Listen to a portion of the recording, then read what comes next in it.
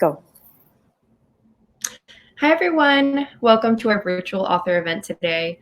Thank you for supporting a locally owned independent bookstore in Books and Books. And as always, we're excited to be in partnership with Miami Book Fair for this wonderful series of online events.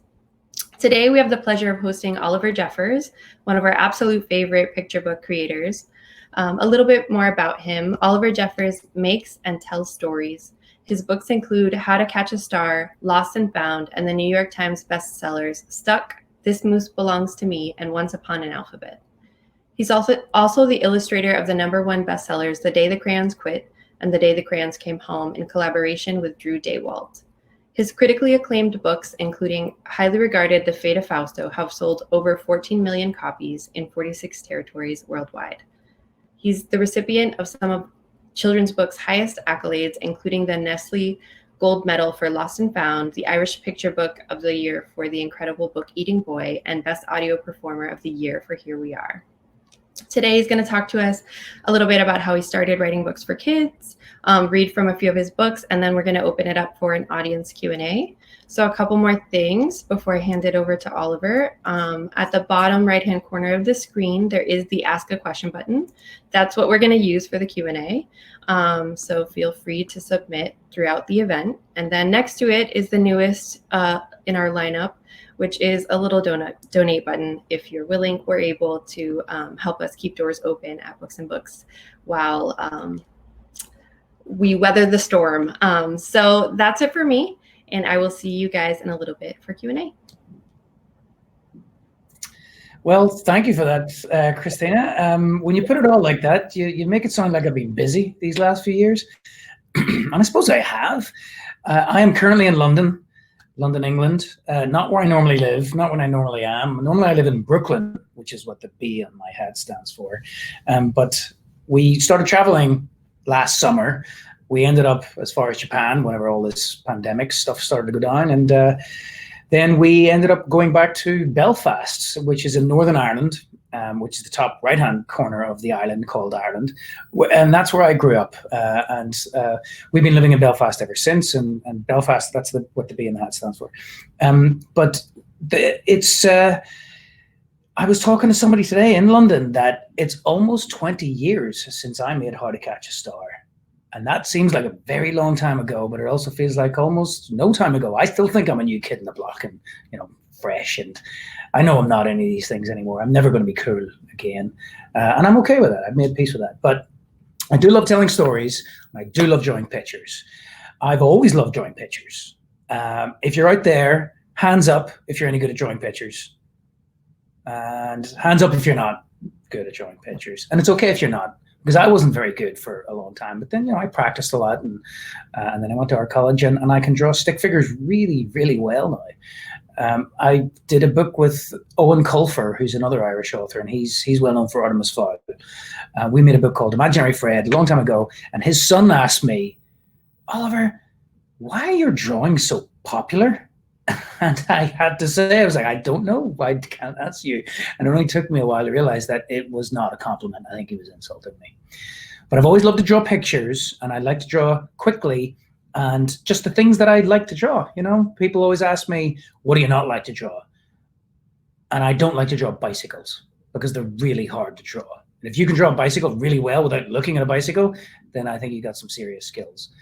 But I also love telling stories, and I've always loved telling stories. And I didn't realize I've always loved telling stories until I started making books. I thought that I was going to grow up to be a fine art painter. And I do still do fine art painting. But I always thought, I went to art college and I was like, I'm going to be a painter. And I started coming up with all these ideas for paintings. And all of them seemed to be doing impossible things, like trying to catch a star, for example. And then I was like, wait a minute. Maybe these aren't paintings. Maybe this idea could work as a book. And I started trying to tell the story as a book, and I realized, I know how to tell a story. This all seems familiar. I know from all my uncles in the pub, from the kids in the playground, from my aunties and my granny, and from everybody. It was like I knew the beats of how to tell a good story, and I've been telling stories really ever since. And one of my favorite things to do is to tell a story and draw the pictures as well for that story. People often ask me, where do I get my ideas for stories? And I always tell them they're all true. All my stories are true.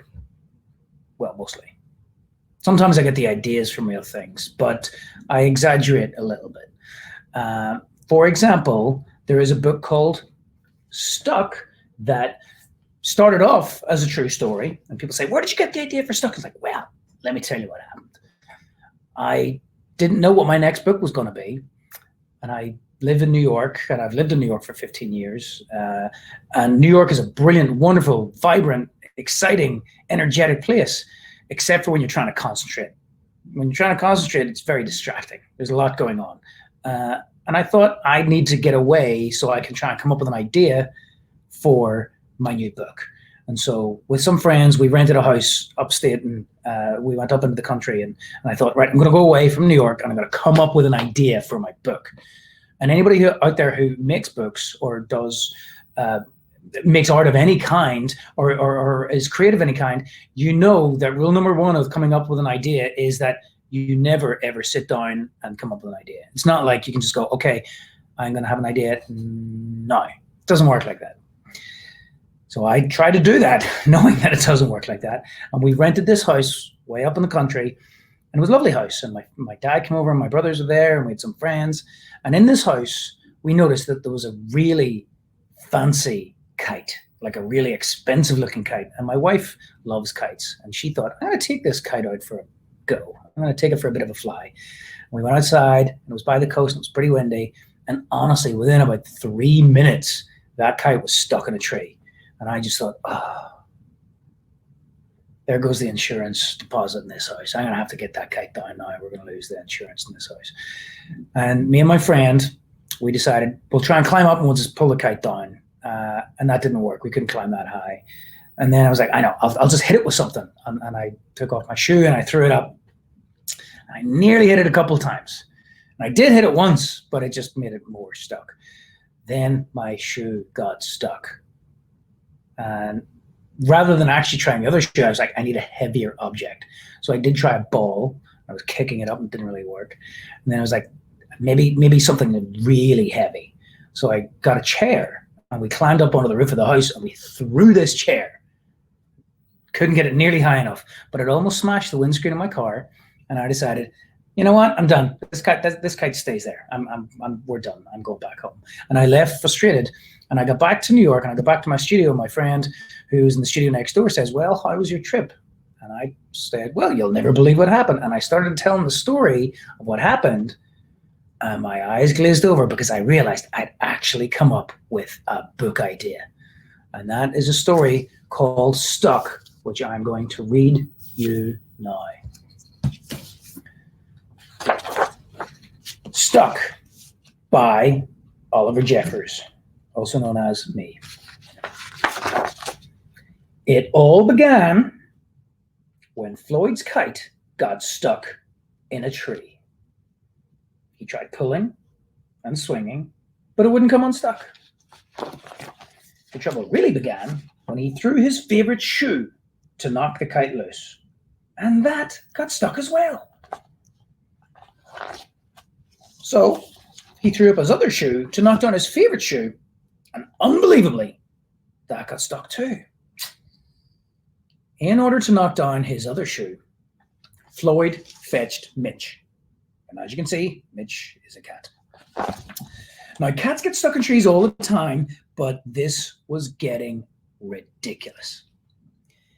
He was going to sort this out once and for all.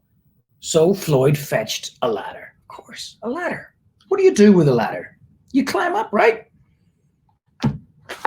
Except, nope. Floyd threw it up. And I'm sure you can guess what happened. Yep, it got stuck.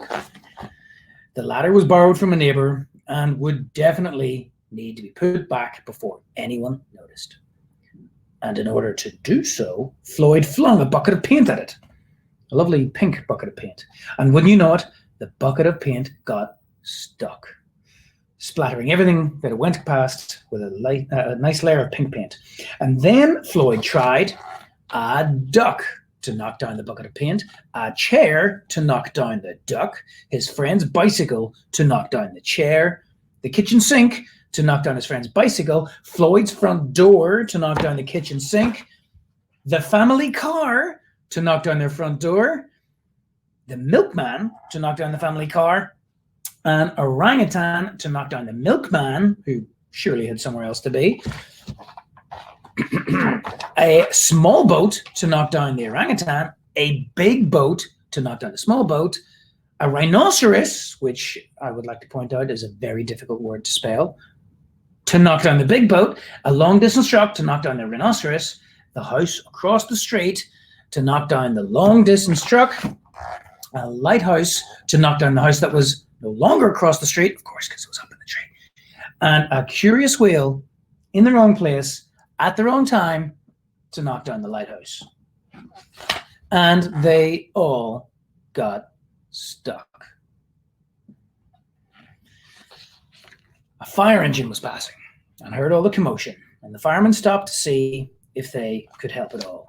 And up they went. First the engine, followed by the firemen, one by one. And there they stayed, stuck between the orangutan and one of the boats. A ladder might be noticed missing, but firemen would definitely be noticed missing. And Floyd knew he was going to be in big trouble. But then he had an idea, and he went to find a saw. Of course, a saw. What do you do with a saw? You chop things down, right? So Floyd lined up the saw as best he could, and he hurled it up the tree. That's not what you do with a saw. But that was it.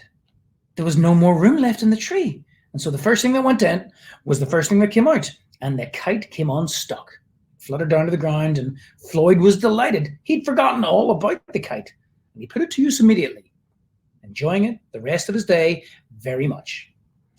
That night, Floyd fell asleep exhausted, though before he did, he could have sworn there was something he was forgetting. Did you ever get that right before you fall asleep? You can almost think of something, but you can't quite put your finger on it.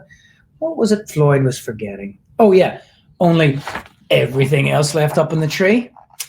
And the story ends there, and so we never really know what happened. But the firemen seem to have said, hang on a minute, lads, I've got a great idea. And all the parents out there will know that that is the last line of the original Italian Job movie with Michael Caine. And that's how the film was ended. So that's a story that I made. And as you can tell, some of it was based in reality and some of it was completely made up. And yeah, I do. I kind of make up stories. I lie professionally to children. I know. I've always enjoyed stories, and I've been telling them for a long time. I think I had made 15 books before I actually had a child of my own. And people would say, now that you've made all these books and now that you've got a child of your own, do you think that's going to change the way that you make books? And the truth is that yes, it did, but just not in the way that I thought it was going to. But you see, all my stories up to that point had been wonderful adventures. You know, maybe they were going down into the bottom of the sea, or maybe you were going up into space, or there was superheroes, there was like Danger Delilah, or there was Martians on the moon, or penguins on the North Pole, whatever it was, all made up. But then my wife and I, about 5 years ago, we had a baby boy, and he was our first son, and we took him home from the hospital. And any of you parents out there listening will know exactly what it's like to go from being not a parent to all of a sudden being a parent. It's weird. It's strange. You got this whole other person that you got to worry about. And we brought our son home from the hospital. He was 2 days old. He couldn't speak English yet. He couldn't understand anything I was saying. But still, you know, you want to be a good host. So I do what I always do when we have somebody new visiting our house. I started to give him a tour. Like, well, son, this is where you live. This is your front door. This is your living room. That's where we keep our collection of chairs. This is the kitchen. That's another room where we make food hot, and so on. And I thought it was quite funny at the time that here I was giving a tour to this person who didn't understand anything I was saying. And then all of a sudden it dawned on me that, wait a minute, kids don't know anything. Kids know nothing. I mean, sure, you know, all you kids out there, you'll put your hand up like, yeah, okay, yeah, you got me. I know nothing, right? Right? Okay, well, maybe our son was the only one who didn't know anything. He was 2 days old, and it occurred to me that I was going to have to teach him everything. Me and his mother and our friends and his family, we're going to have to teach him everything that he would need to know to be a human being living on Earth in the 21st century. And I started writing down these things that I just was explaining them as we walked around. And at the time, I thought, maybe there's other people would benefit from being reminded of these things, because I certainly was reminding myself of half of the things that I was writing in this letter to him. And I decided at that point, maybe this isn't a letter to my son. Maybe this is a book for everybody. And so I made Here We Are, Notes for Living on Planet Earth. And it's for him, and I'm going to read it to you now. To my son Harland, this book was written in the first 2 months of your life as I try to make sense of it all for you. These are the things I think you need to know.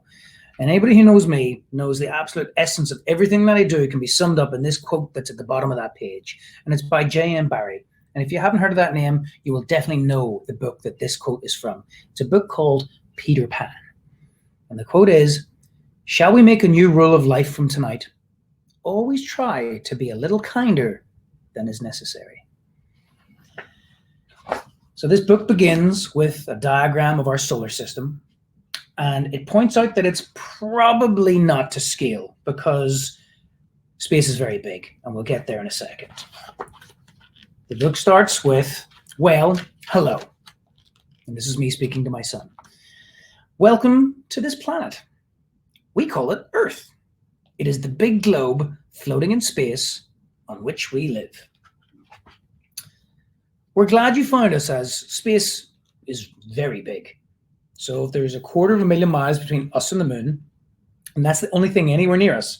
The next object remotely close to us is Mars, and that's about 140 million miles away.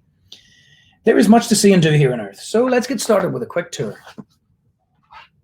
The planet is basically made up of 2 parts. Firstly, there's the land, which is rock and dirt, and then there's the sea, which is mostly water. Let's talk about the land. It's what we're standing on or sitting on right now. We know lots about the land, that some bits are dry, some bits are hot, flat, bumpy, wet, pointy, or cold. And then there is the sea, which is full of wonderful things. We know a bit about the sea, but we'll talk some more about that once you've learned to swim. Because when I wrote this, my son didn't know how to swim. He does now, and I hope you all know how to swim. And if you don't, promise me you'll learn. There is also the sky, though that can get actually really pretty complicated. So we'll move on. On our planet, there are people. One people is a person. You are a person. You have a body. You've got a head, you got some arms, you got a belly, you got some legs, you've got a brain for thinking, you've got a heart to pump your blood, you got some lungs for breathing air, and you got bones to hold it all together.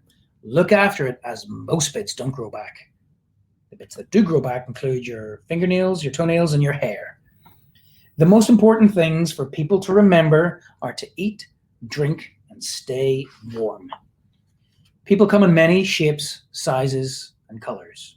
We may all look different, act different, and sound different. We don't always agree, but don't be fooled. We are all people. There are animals too. They come in even more shapes, sizes, and colors. They can't speak to us, though that's no reason not to be nice to them. You may not be able to speak yet either, even though your head is filled with questions, but be patient. You'll learn how to use words soon enough. Generally, how it works is that when the sun is out, it is daytime and we do stuff. And if anybody looks very closely at the little girl, if you got this book at home, who's reading a book, you can see that it says, "If you came to Earth." And my good friend, Sophie Blackall, she just had a book come out called "If You Came to Earth," and she was making it at the same time that I was making this, and we swapped notes, and we realized that they were very close, and we helped each other a lot. And so in her book somewhere is a little cover of a book that has "Here We Are" on the front. So for all of you out there who want to do that little detective work. So generally how it works is that when the sun is out, it is daytime and we do stuff. The rest of the time is night when it is dark, save for the moon, and we sleep. Please. Things can sometimes move slowly here on Earth, like this beautiful picnic by a stream in the middle of the country. The rest of the time, though, things move quickly. So use your time well. It will be gone before you know it. Though we have come a long way, we haven't quite worked everything out yet. So there is plenty left for you to do. You will figure lots of things out for yourself. Just remember to leave notes for everyone else. It looks big, Earth, but there are lots of us on here. 7,327,450,667 the last time that I counted, but I think there's a lot more than that now. So be kind. Technically, there really is enough for everyone if we all share a little. Well, that is planet Earth. Make sure you look after it, as it's all we've got. Now, if you need to know anything else, just ask. I won't be far away. And when I'm not around, you can always ask someone else, because you're never alone on Earth. And there's another quote at the back of the book that I want to draw to your attention. It's something that my dad has always said to me growing up. He said, there are only 3 words you need to live by, son. Respect, consideration, and tolerance.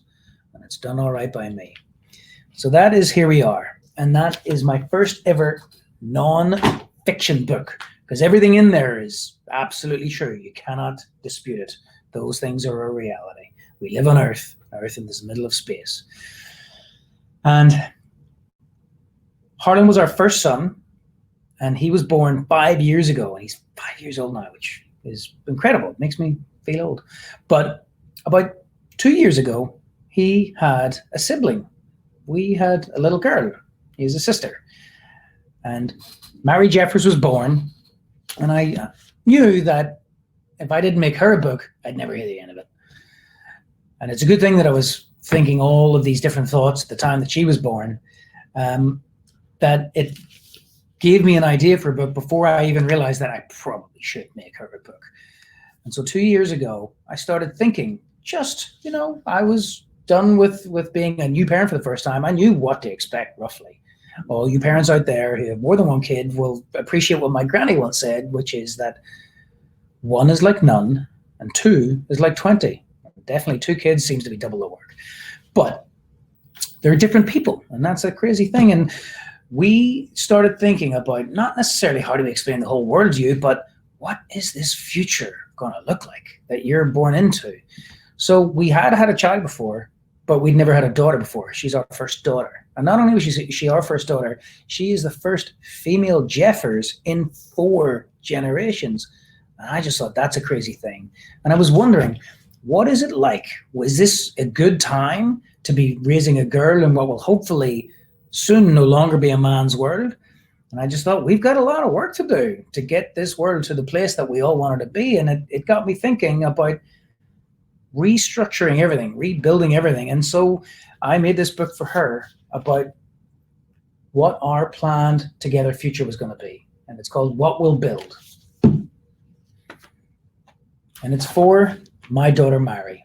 And she's named after my mother, who was also called Mary. And so it's to my daughter, Mary, and Granny Mary. We have much to do. And at the bottom of that title page, I say that you're only free to dream and plan for the future when you're not battling to survive the present.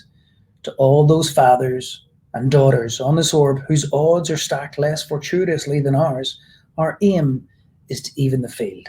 Love, Oliver, and Mary.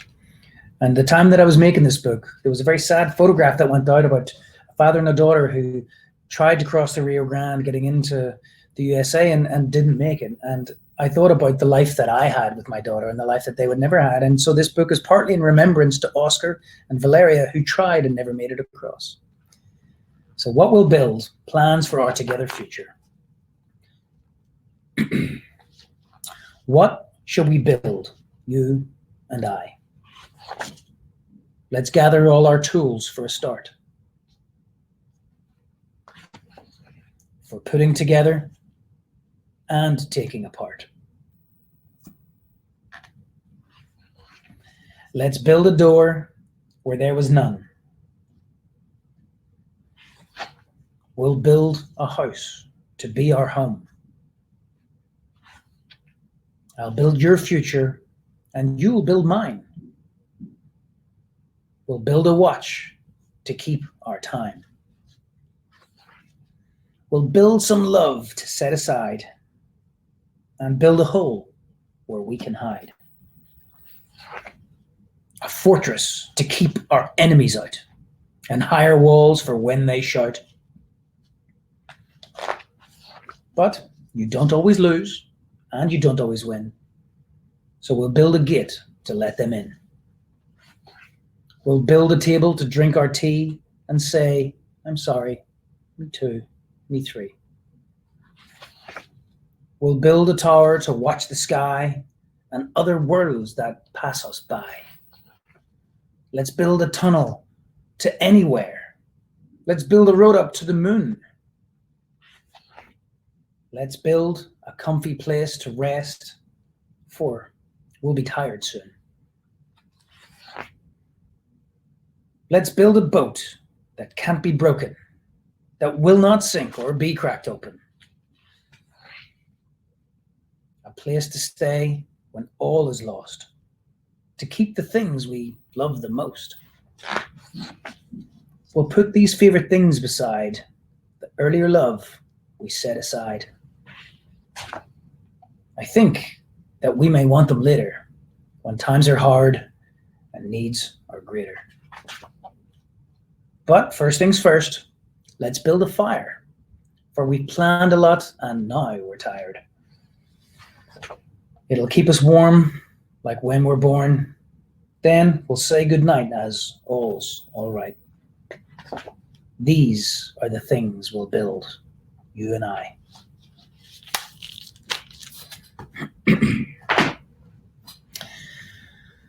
So as I was making this book, it was, I'm going to switch to my sketchpad here to try and draw this point as I say it. Something occurred to me that there was this little character towards the end that kept appearing, and I didn't really notice it. I didn't really think about it. And that character was, you can all see that okay? Was this fox. And as I was making this book, when I got to this part of the end of making the final art, it occurred to me that I was listening to all this old music. I was listening to Buddy Holly, John Denver, the Mamas and the Papas. I was like, you know, this is all familiar music. Why is this all so familiar? And it occurred to me, this was all my mother's old favorite music. And then the penny dropped that this fox who's in this book and is a little character who appears when all is lost and sniffs around and sort of watches out the window. This fox, I came to realize, was my mother. And it is this fox that picks up this compass and leads my daughter and I into battle with the compass in its mouth when everything else seems lost. And there's just something very powerful I've always felt about that notion of you never know the impact you're going to have in somebody's life. You never know what memories are going to last forever. You never know the things that are going to guide you through that are not registering on the surface. And it's a very important time to just be guided by whatever feels right to you. And what always feels right to me is the notion of just, as Here We Are says, is just simply being kind. So I bid you all to try and do that as much as possible. And to remind you that quote at the beginning of Here We Are, it's like, let us make a new rule from tonight. Always try to be a little kinder than is necessary. So that's all I've got for you tonight, and I think there's going to be some questions. I can see there's a number of questions growing down there in the bottom of the screen, and we're going to be joined by Christina again, who's going to moderate this Q&A. Yeah, so got a few here, and I'm going to start with the ones that have some votes. Mm-hmm. So I'll start here. This is from Fur. It says, "Hi Oliver, greetings from Mexico. Why are children's books your apparently favorite medium for narrative and message delivery?" Well, I would turn that on its head and say not children's books, but picture books. Picture books are my favorite way to tell, to use as a vehicle for narrative, for making and showing stories for lots of different ways. One, they're simple, they're economic, and they're powerful, and they don't require technology. You don't need to plug them in. And another thing that I've only really come to realize in the last couple of years, that we learn how to read a picture way before we learn how to read a word or a sentence. So being visually literate is a really important part of learning how to communicate with other people. Like, we read body language, you can read social cues. You know when you're looking at a painting roughly what is happening, and that's a thing that picture books do really, really well. The pictures in I think the most successful picture books are the ones where the visuals carry most of the weight of the story. Okay. And this one says, "My daughter Valentina wants to know how you were inspired to create Marcel." Oh, Marcel, yes. So Marcel from This Moose Belongs to Me.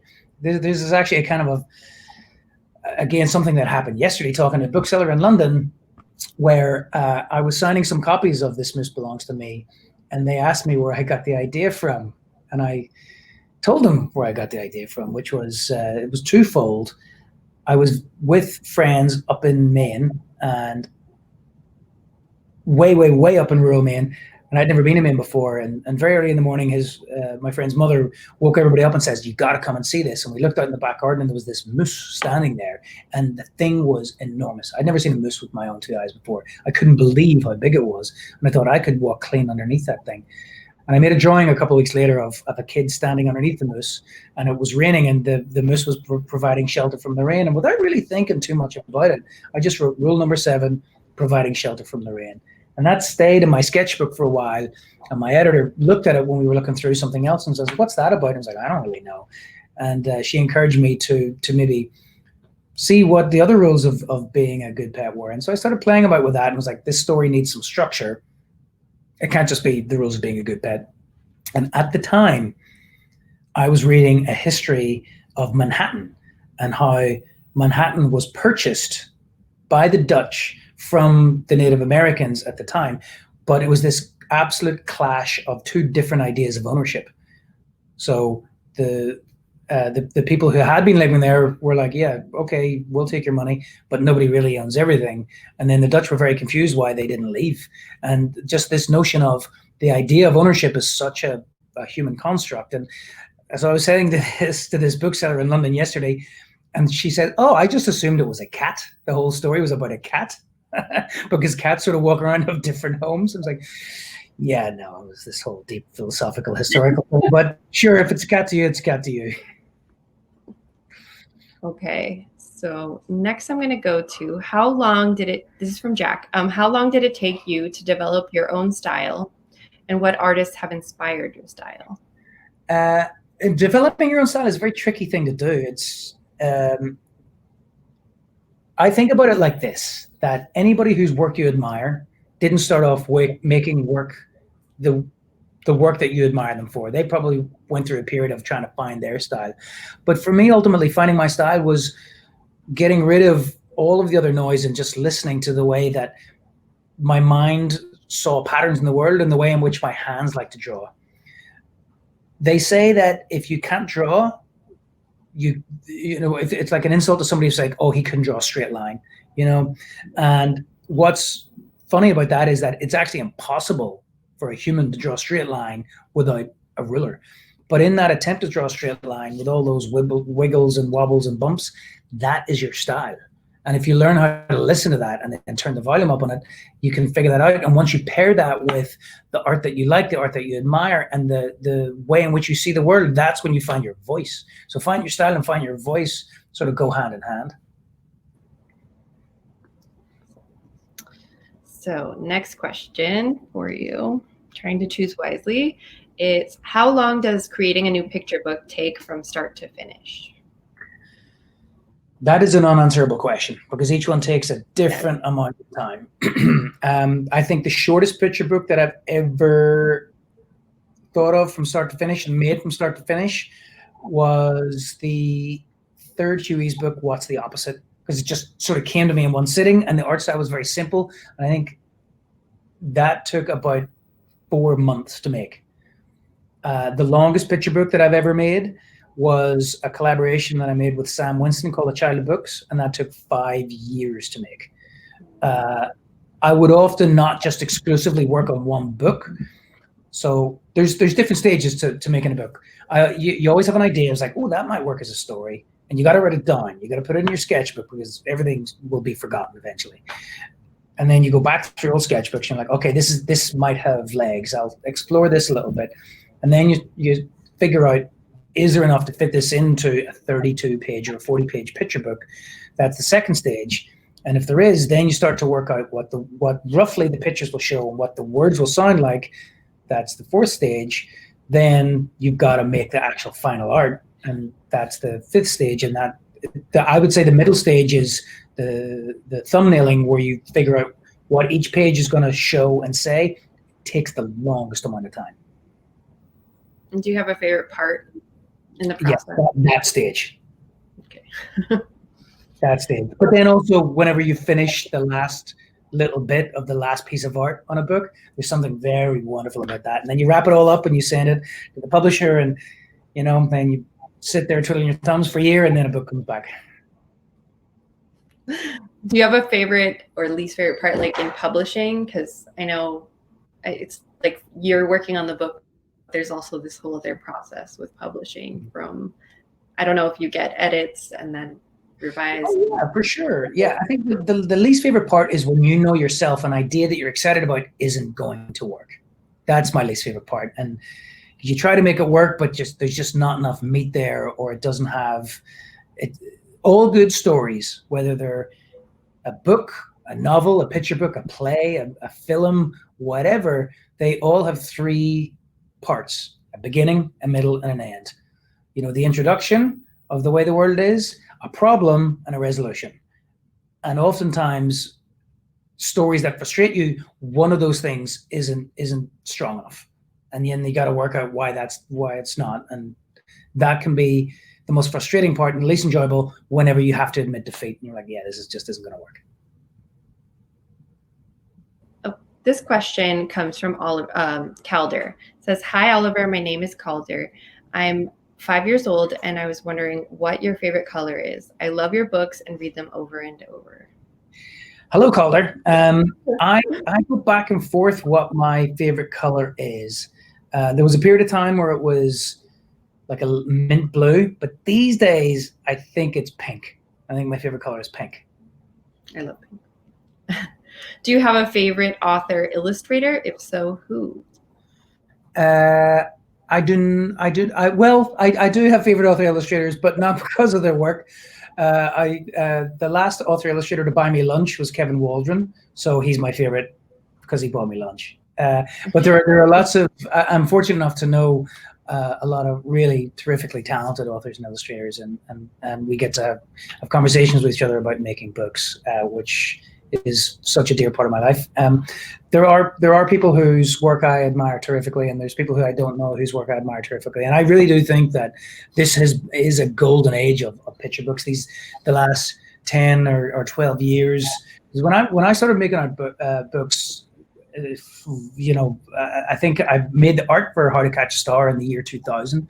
When I was looking around at that point, picture books seemed so bland and uninteresting. And then I look back about 2 decades prior to like the 70s and 60s, even both in American picture books and in British picture books, and everything seems so alive and experimental and just intuitive. And suddenly everything has just become really boring. And that's not the case anymore. There's some of the best picture books that are ever being made and have been made in the last half generation. For sure. Alice, age 5, asked, does nature ever inspire you? Nature constantly inspires me. It's I've lived in New York for a long time, and we would try and get people don't think about New York as being particularly surrounded by nature. It's there, you got to look for it, but you can get on the F train and be at Coney Island, a beach, in 45 minutes. And but I grew up going to a summer camp in upstate New York, up in the Adirondacks. That's some of the most ridiculously beautiful nature that you'll ever see. It's a national park, and I really fell in love with nature at that point. And I realized that I come from Belfast, and Belfast is one of these glorious cities where you can drive for 5 minutes and be in any kind of nature. But the idea of just listening to the ebbs and flows of how things should be has always been important in my work. The longer you spend in the city, the longer you spend in an office block, the longer you spend staring at a screen, you kind of lose the ability to be able to hear and see the patterns of nature as they're occurring. Like these days you can get strawberries all year round, and strawberries don't grow all year round. There's a season for things, and the way in which we interact with our planet has also been a huge influence for me. Like The Fate of Fausto is very much a book about how people live in the environment. And I think one of the worst mistakes that humanity has made is by making the assumption that we are somehow separate from nature and above it and superior to it, when the reality is that we're very much not. We are a part of nature. Yeah, we actually have the question here, what is the story behind The Fate of Fausto? Well, The Fate of Fausto was written before Here We Are, and I was in Northern Ireland. I borrowed my dad's car, and I just went for a drive to sort of clear my head. And the north coast of Northern Ireland is one of the most beautiful places in the world. There's almost no trees. It's all just rugged heath and rock, and it's beautiful in a very different way than North America is. And I pulled the car over just to stare at the ocean for a little while, and there was a storm brewing and bubbling over the North Sea as it was rolling in. And I kind of fell asleep, and I woke up, and that I don't know where it came from, but that story was just on the tip of my tongue. And I pulled out my sketchbook and I wrote it down, and it came in one go. But it felt like it's quite a sort of an angry, aggressive story. And I didn't think at that point in 2016 that people really needed to hear that. Then I had the idea for Here We Are, and I put it to the side.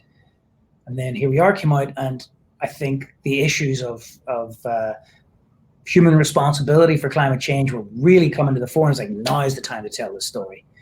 And that's when I went about really making it. But the story basically didn't change. I just had to figure out how to make the art for it at that point. So Jack asked, how much of the art making process for your picture books is digital? It depends on the book. The only book that I've ever made that's actually no book that I've made has been entirely digital. I had no idea how to use Photoshop or anything up until Stuck. And I'd been experimenting with using Photoshop a little bit for other things, for other projects. But with Stuck, I got kicked out of my one studio, and I didn't know where my next studio was going to be. And normally picture books require an awful lot of physical space, like surface space to lay out all the pages so you can see them, and I didn't have that. And so I thought maybe now is the time to make a book digitally. And so Stuck was made with Photoshop, but not like making a mark in Photoshop. What I would do is I would take a sheet of paper and make some scribbles, and then I would scan that, and then I would use that to composite. That's the only book I've ever made like that. A bunch of other books have just been made with ink or watercolor or acrylic paint. The only other book that's had a degree of digital to it is Here We Are, because this is a book about being a parent and being a new parent, and I thought, well, I don't know, it's a bit hypocritical if I'm making this book about what it is to be a parent, and then I'm not actually at home being a parent. I'm just in the studio all the time making this book. So at that point, Apple had come up with an iPad and an Apple Pencil and Procreate, and I thought I could maybe use this. So what I did was I painted the big backgrounds using ink and acrylic, and I used Photoshop a little bit to tweak those. Then I imported those into the iPad, and I did a bunch of the really fine drawing in Procreate, because I could bring that home and I could be there and I could play with my son, and then when he went to bed, it was just there. The Fate of Fausto was probably the least digital book I've ever done. That was made using a 200-year-old lithography machine. The exact same press that Picasso and Miro and Cézanne, all these artists in Paris in the 16th arrondissement used way back in the day. And because the story felt like an old story, and I wanted to replicate it in the way in which the books were made. And then what we'll build is just old-fashioned watercolor and acrylic and colored pencil on paper. So my next question was actually about your medium from Joanna, but she also asked if you could tell her the pen you were using in the sketch of the fox. I don't know if you can see that, but it's a what's the brand? Molotow Pump Soft Liner. Looks like that. There you go. So we have I remember doing that event with Quentin Blake years ago in the South Bank Centre, and before we went on stage, we were just sort of talking about pens and drawing techniques, and that man must have pulled out 17 different types of pen from 17 different pockets. I was amazed. It was the most incredible thing I've ever seen. I got such a lesson that day. So we have another young audience question. It's from Alana, who is 7. She asked, did you draw with crayons in The Day the Crayons Quit and The Day the Crayons Came Home? Yes, I did. Because as soon as I read that book, I was like, it's so obvious how this book should be done. The letters should be letters. They should be written on an actual piece of paper with crayon. And the drawings that the crayons are talking about should be drawn using crayon. And the only thing that's painted about that book is the crayon characters, to just sort of separate them from reality. So the crayons themselves are painted using gouache paints, but everything else is crayon, either on a white piece of paper or like a textured piece of paper that could be photographed. That's it. That simple. That's amazing. So here's a publishing question. What suggestions, words of encouragement do you have for an aspiring picture book author or illustrator that is frustrated with the querying process? With the what process? Querying? Am I saying? Oh, like with trying to get work submitted? Looking for an agent, I think. Yeah, that's that is a tough one.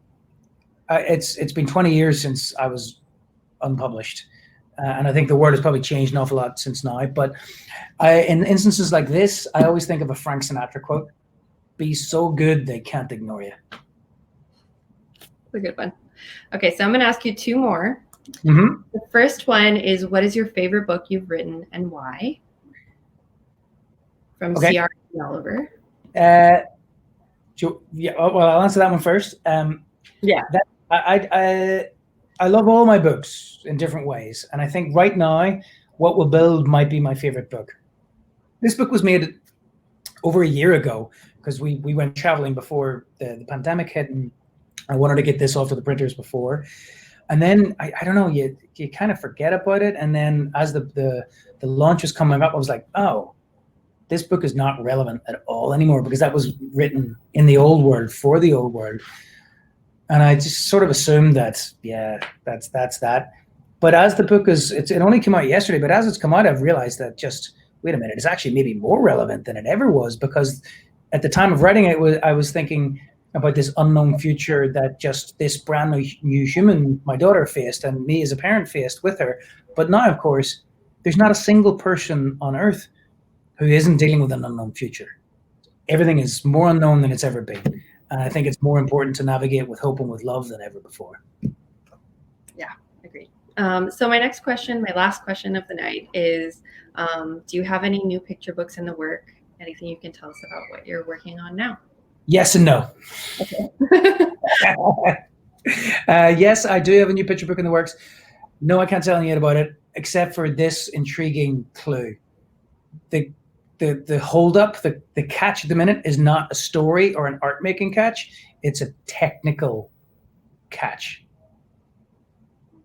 Okay. It's a print making catch, and I don't know how to solve it. Okay. That's all I can say. Okay.